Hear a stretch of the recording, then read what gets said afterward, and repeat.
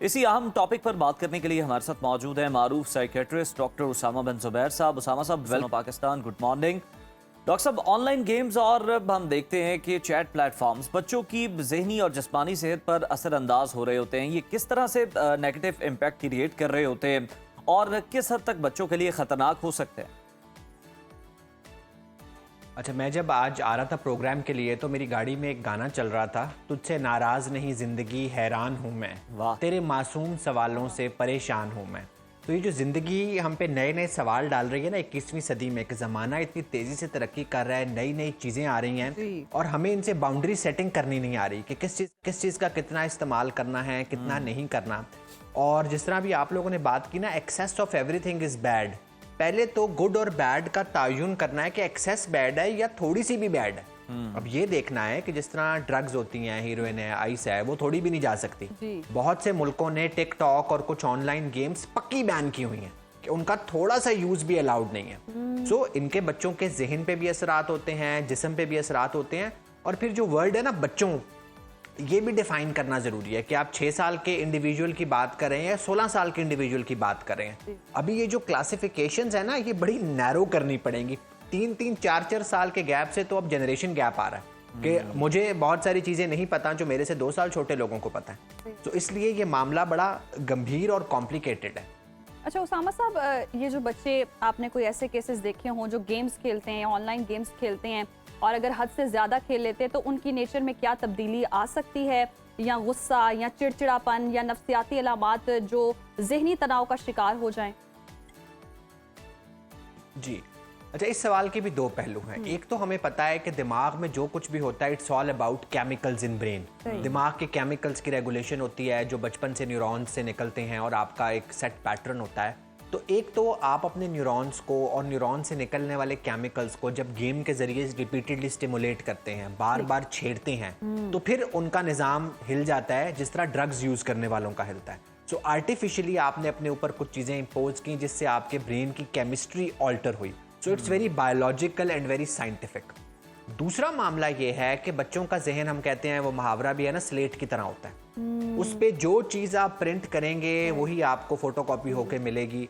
तो वो जो बच्चे गेम्स में देखते हैं, वायलेंस है, एक दूसरे के पीछे भागना है, चेज करना है, पैरानोया है, फिर वो उनकी ज़ात का हिस्सा बनता चला जाता है। और फिर जब उनको वो गेम नहीं मिलती, वो केमिकल का सर्च नहीं आता, तो फिर बहुत सारी प्रॉब्लम्स वो पेरेंट्स के लिए भी क्रिएट करते हैं, अपने लिए भी क्रिएट करते हैं। मतलब उनकी ज़िंदगी गेम के इर्द गिर्द घूमती है। ये मैं बार बार वर्ड यूज़ कर रहा हूँ जो हमारी एडिक्शन है, ये बिल्कुल एक एडिक्शन वाला ही मामला हो जाता है कि उनकी ज़िंदगी में गेम सबसे ऊपर आ जाती है। माँ बाप, स्कूल, पढ़ाई, सोसाइटी सब पीछे चले जाते हैं। बिल्कुल ठीक है। डॉक्टर साहब, रोब्लॉक्स जैसे गेम्स बच्चों में बेहद मकबूल हैं आजकल। आपकी नज़र में क्या वजह है, क्या रीज़न है कि बच्चों की ज़्यादातर जो प्रायोरिटीज़ हैं इस गेम की तरफ हैं और इसके नफ्सियाती असरात किस तरह के आपने अभी तक विटनेस किए? देखिए, बच्चों का ध्यान इसलिए उस तरफ है कि और बहुत सारी चीज़ों में आप लोगों ने ग्लैमर या कशिश क्रिएट नहीं की हुई। पढ़ाई को आपने बोरिंग बनाया हुआ है, स्कूल को आपने बोरिंग और एक जबर का निशान बनाया हुआ है कि जो स्कूल जाना ही जाना है। पेरेंट्स के पास बहुत ज़्यादा वक्त नहीं है, प्लेग्राउंड्स है नहीं, म्यूज़िक है नहीं, डांस है नहीं, स्विमिंग है नहीं। तो बच्चों के पास फिर जब एक चीज़ उनको स्क्रीन पे बिल्कुल रेडिली अवेलेबल है, उसमें रंग भी है, उसमें आवाज़ भी है, उसमें अट्रैक्शन भी है, तो बच्चा फिर उसकी तरफ माइल होगा। फिर एक बात आपको समझनी पड़ेगी कि human being is all about connections. तो ऐसी गेमें जिसमें कनेक्शंस बनते हैं वो उनको बहुत अट्रैक्ट करती हैं। ये रोब्लॉक्स जो है ना, this is not just a game, ये एक पूरी नेटवर्किंग है जिसमें आप अपनी गेम बना भी सकते हैं, इंट्रोड्यूस भी करा सकते हैं, दूसरों को उसमें शामिल भी कर सकते हैं। बहुत सारा जो एज अप्रोप्रिएट कंटेंट नहीं है वो भी आपको उसकी एक्सेस होती है, चीज़ें आपके हाथ में नहीं होती। बच्चे पेरेंटल कंट्रोल ऑफ कर सकते हैं। आप अपनी तरफ से बड़े सियाने बने हैं कि आपने पेरेंटल कंट्रोल लगाया हुआ है। आप घर से बाहर उठ के गए हैं, बच्चे ने बड़े आराम से कंट्रोल ऑफ कर लिया, तो फिर मामला तो बहुत आगे तक जाएगा। अच्छा, तो उसामा साहब, ये जो बच्चे ऑनलाइन गेम्स खेलते हैं और ज़रूरत से ज़्यादा खेलते हैं, इनमें क्या किसी किस्म का फोबिया या खौफ भी पैदा हो सकता है? मसलन अगर बच्चा गेम नहीं खेल पाता तो उन्हें किस तरह की जहनी परेशानी देखने में मिलती है? अच्छा, ये ना बड़ा सेंसिटिव सवाल है। अभी एक नेट पे आर्टिकल भी है कि गेम के दौरान भी कुछ चीज़ों में हैरास किया जाता है। अच्छा, ठीक है, कि आपने ये करना ही करना है, आपने अपनी तस्वीरें अपलोड करनी है, आपने ये टारगेट अचीव करने हैं, वरना आपके साथ ही होगा। सो इस वरना के तहत, थ्रेट्स के तहत अभी एक बच्चे ने खुदकुशी की, उसकी माँ ने या पेरेंट्स ने रॉब्लॉक्स वालों पे केस भी किया होगा, ठीक है। फिर आपको बहुत सारा inappropriate sexual pornographic content pop up करता है, जो बच्चों के लिए, अगर ये हमें पता है कि ऑलमोस्ट 40-50% बच्चे 13 साल से कम हैं, they are not even teenagers. और उनको जब ये कंटेंट नजर आएगा, उनका दिमाग उसके साथ लिंक करेगा, किस तरह से लिंक करेगा, वो किसी को बताएंगे नहीं बताएंगे, एक पूरी चेन ऑफ इवेंट्स है नेगेटिविटी की जो चल पड़ेगी, जो अगेन बायोलॉजिकली उनके दिमाग के केमिकल भी इफेक्ट करेगी, साइकोलॉजिकली और सोशली कि वो डिटरमिन करेगी कि वो अपनी टीचर से कैसे इंटरेक्शन करेंगे, वो अपनी फीमेल कजन से कैसे इंटरेक्शन करेंगे। जब गली में लड़ाई झगड़ा होगा तो वो गेम की तरह ही रिस्पॉन्ड करेंगे, क्योंकि गेम में ऐसे होता है, और तो आप उनकी कोई मेमोरी बनने नहीं दे रहे। बिल्कुल ठीक है उसामा साहब, बिल्कुल आपने ये बड़ा नुक्ता रेस किया कि पोर्नोग्राफिक जो कंटेंट है वो भी मौजूद है। अगर हम देखें तो इन ऑनलाइन गेम्स में पुरतशद्दुद मवाद भी शामिल होता है, जैसे आपने भी बात की कि अगर वो वहाँ लड़ाई देखने हैं तो फिर वो अगर हकीकी ज़िंदगी में हो गई तो फिर वो गली मोहल्ले में भी उसी तरह करेंगे। ऐसी गेम्स बच्चों की ज़हनी हालत पर मनफी असर डाल सकती हैं, तो क्या ये बच्चों के रवैयों और सोचने के अंदाज को भी अक्सर तब्दील कर सकती हैं? जी देखिए, ये जो सोचने का अंदाज आपने कहा ना, हम इसको जरा ब्रॉडर पर्सपेक्टिव में लेते हैं कि बच्चों की पर्सनालिटी बन रही होती है, सो उनके कुछ बिहेवियर्स पक्के पक्के फिर शेप हो जाते हैं। और जो एक बहुत इंपॉर्टेंट बात है जो मैंने कहा ना कि एज अप्रोप्रिएट चीज़, देखें अच्छी, वो उर्दू का एक मुहावरा ना कि बंदर के हाथ में उस्तरा, वो उस्तरा बहुत अच्छी चीज़ है अगर नाई उससे आपकी शेव करे, लेकिन उसी उस्तरे से एक बंदा रोड पे किसी को कत्ल भी कर सकता है। सो जो हम कंटेंट की बात करते हैं ना, बहुत सा कंटेंट इनअप्रोप्रिएट नहीं होता, बच्चे की एज इनअप्रोप्रिएट होती है कि जो उसको एब्जॉर्ब नहीं कर सकता, उसको प्रोसेस नहीं कर सकता। और फिर कुछ कंटेंट ऐसा है जो है इनअप्रोप्रिएट। देखें बहुत सारे मुल्क एज अ सोसाइटी बेवकूफ तो नहीं है कि उन्होंने इस चीज को आप बहुत सारे बैन मुल्कों किया की हो। बात करें जिसमें चीन है, चीन ने कुछ सालों से बच्चों के लिए वीडियो गेम्स पर सख्त पाबंदियां आयद कर रखी हैं, जहां बच्चों को जी मखसूस औकात में गेम खेलने की इजाजत होती है। तो आपके ख्याल में पाकिस्तान में भी ऐसी कोई पाबंदियां जरूरी हैं, और क्या इस पर कोई मौसर हिकमत अमली होनी चाहिए?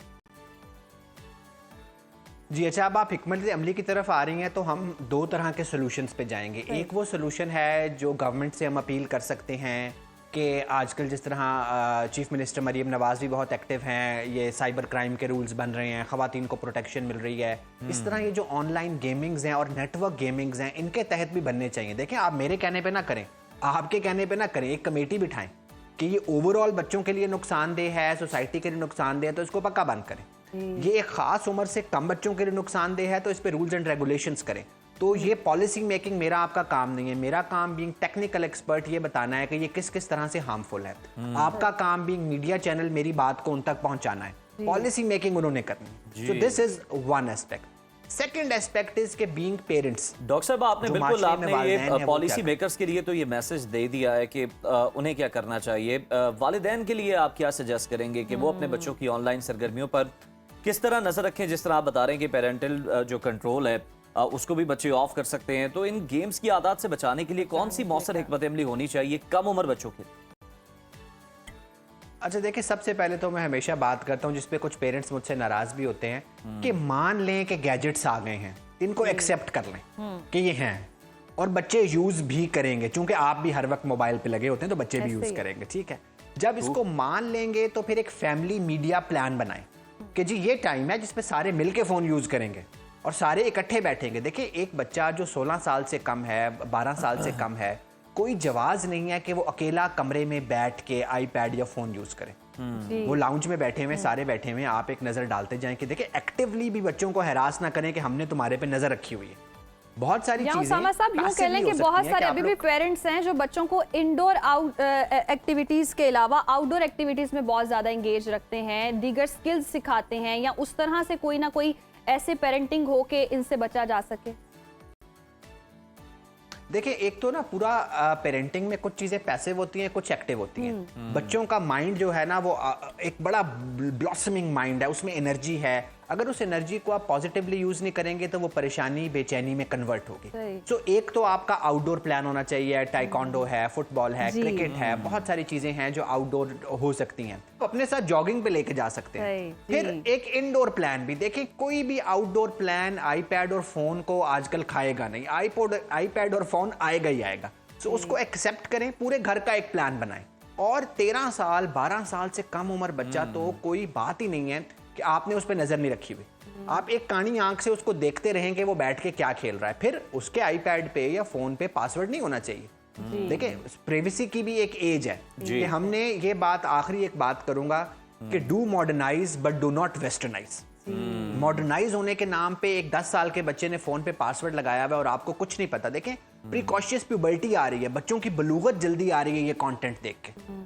जो बच्चे, जो चीजें उनकी जिस्म में तब्दीलियां 14 15 बिल्कुल ठीक 13 है, साल की उम्र में बड़ा आनी थी, वो ज़बरदस्त 8 और 9 पॉजिटिव मैसेज आपने लास्ट में दे दिया डॉक्टर उसामा साहब। और बिल्कुल जो है पेरेंट्स को भी ये समझना चाहिए कि जनाब अब ये जो टेक्नोलॉजी है इसके बिना गुजारा नहीं है गुजारा बच्चों का, नहीं ये है। तो उन्होंने इस्तेमाल करनी है।